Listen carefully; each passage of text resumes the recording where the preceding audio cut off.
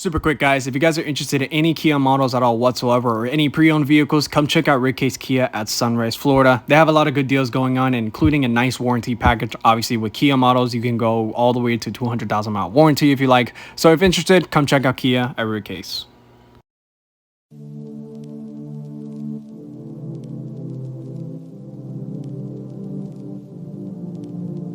The Kia Seltos has always sat in a weird position in Kia's lineup. Anything smaller than this, you're going to have the Kia Soul or the Kia Niro if you want to consider that, since that's a hybrid-only powertrain in that. But the Kia Seltos is more of a lifted Kia Soul if you want to picture to that. And the interior is quite unique, and that's what we're going to check out. All right, so sitting in the inside of the Seltos, I do like this interior a lot more than the pre-freshed model.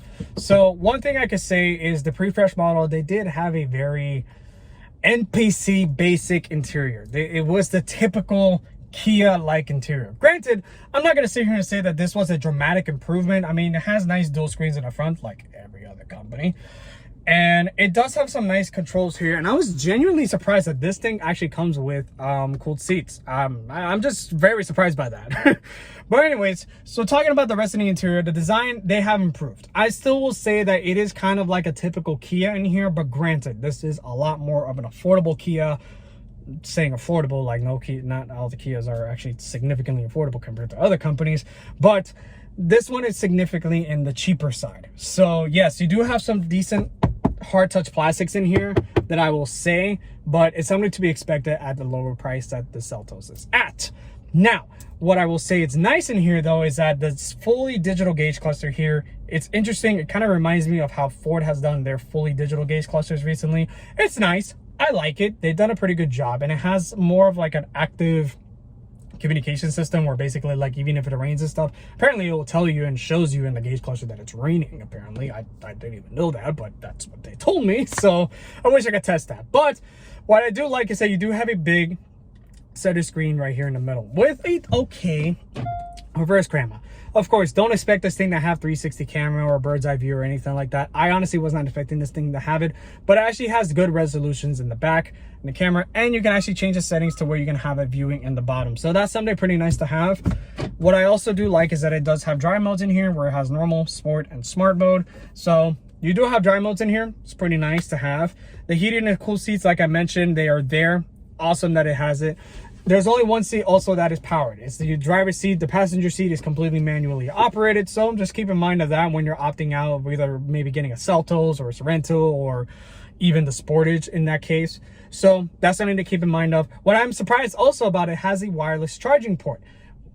Pretty hidden though. So it's right above the USB-A, USB-C 12-volt outlet. And it's just a little storage compartment here where you can actually charge your phone and place it.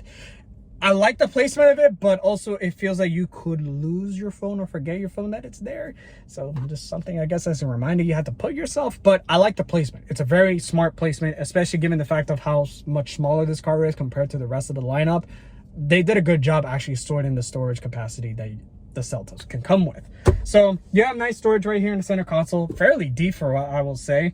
You do have two cup holders here. You have your parking brake here. Of course, it's electronic, and you also have your auto hold here. So you have your basic features in the Seltos that you really need on a daily basis. This is a car that you're basically purchasing to go to point A to point B.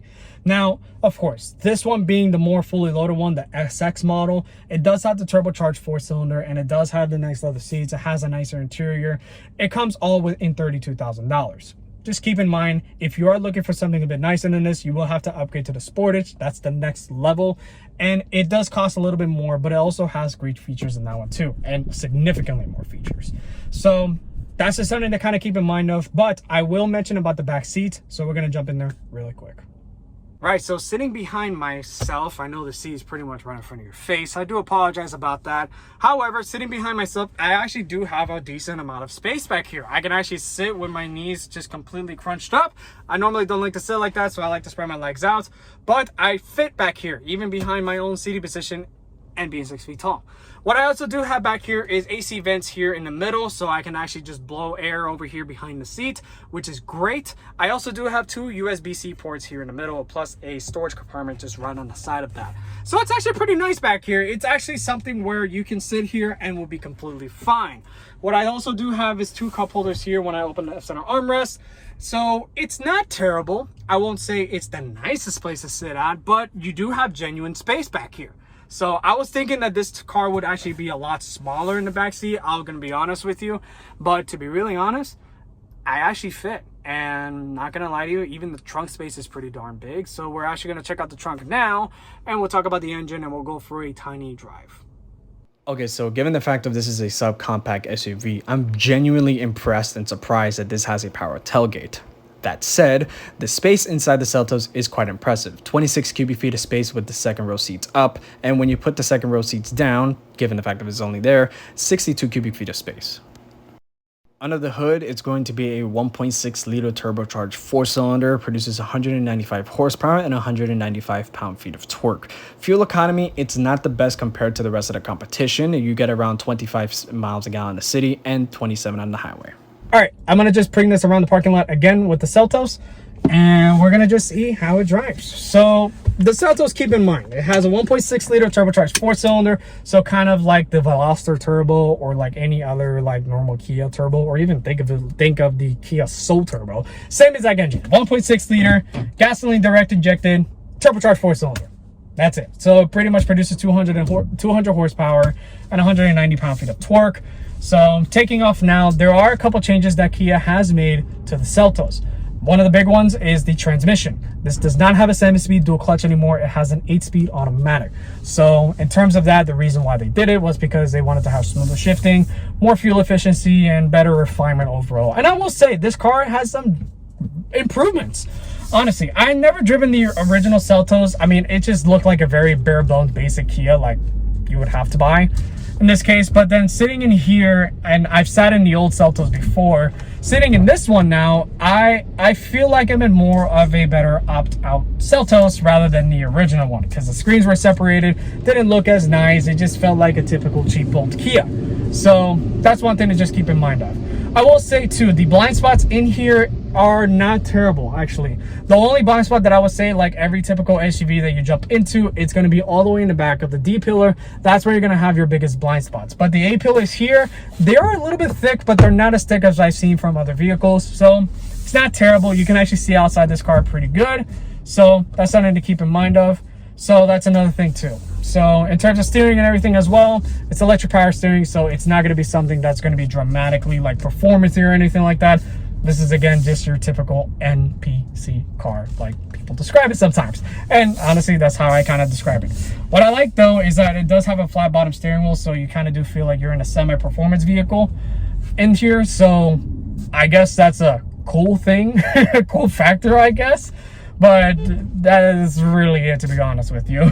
There's really nothing performance about this car whatsoever. It has a turbo engine in it, but it produces around 200 horsepower, so it's not going to really get you anywhere fast by any means. So this is your typical car that you would look for, and you're shopping around for maybe a subcompact SUV.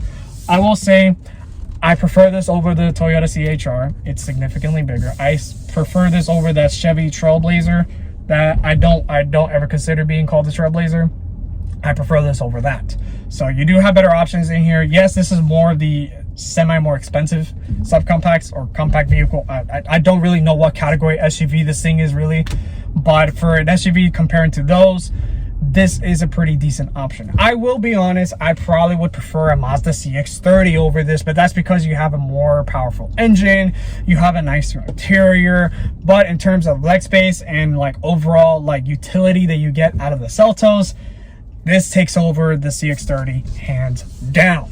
Now, compared to other SUVs that you may find out there, you do have the Hyundai Kona, I believe, or the Hyundai whatever. I don't know. Hyundai has a bunch of SUVs as well.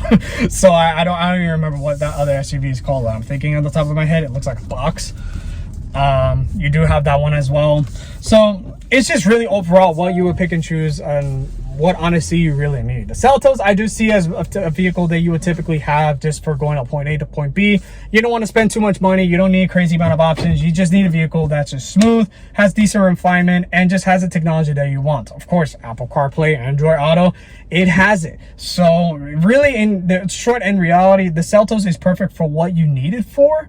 And even if you need to budget down a little bit, like you can't afford $32,000, the Seltos does come cheaper, and it comes with a more fuel efficient engine as well. This fuel efficiency in the turbo Seltos, I would say it's not the best, honestly. You get around 23 in the city, or 25 in the highway, and 27 on the highway. So it's not the most fuel efficient vehicle that you can find, but granted, this is a turbocharged engine. The Mazda CX-30 isn't fuel efficient either. So that's something to keep in mind. So if you want something a little bit more fuel efficient, you have to go down engine, and you would just get the naturally aspirated. I believe it's a 2-liter 4-cylinder that's naturally aspirated, and then pretty much you'll just have that problem solved. So that's something to just really keep in mind of if you really don't care about fuel economy, or you're okay with that type of fuel economy. The turbocharged engine is convenient to have, and you also have all-wheel drive in here. You have everything in here. You have both sound systems. So really, this is a good car to vibe in on a budget. That's the way I honestly see it. The Seltos, it's a decent option. You can look at the other options as well as what they have out there, but I will say, with the space, with the trunk capacity, the engine, and the refinement that you have in this interior, it's a solid option. I will say one thing about the Kia Seltos. It is a pretty solid option as a subcompact SUV. Comparing to the majority of the rest of the competition, the Seltos does have enough proof to show its versatility, practicality, even the features. So give it a shot and check out the Seltos. Until next time.